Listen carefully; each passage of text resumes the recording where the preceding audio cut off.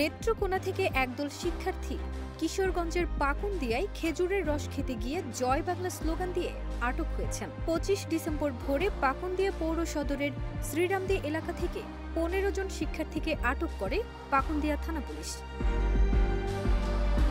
আটককৃতরা হলেন আরমান মিয়া, মুজাহিদুল ইসলাম জিহাদ, সারওয়ার জাহান সিয়াম, রিফাত, ইকবাল আহমেদ শুভ, রাহাতুল ইসলাম, আবু সাইদ, মোহাম্মদ রাজন, ইয়াসিন, আরিফিন শুভ, মাহফুজ আলম, অমিত, আবু সুফিয়ান শাউন, আশিকুর রহমান একান্ত ও জয় বর্মন।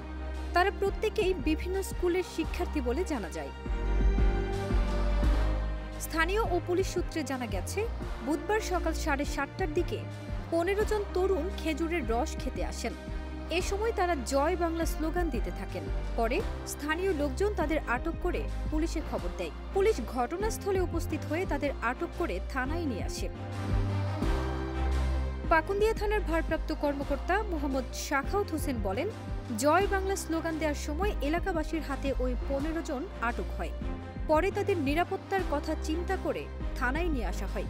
প্রাথমিক জিজ্ঞাসাবাদ শেষে তাদের বিজ্ঞ আদালতে প্রেরণ করা হয়েছে। ফারজানা নিকিতা, দেশ রূপান্তর।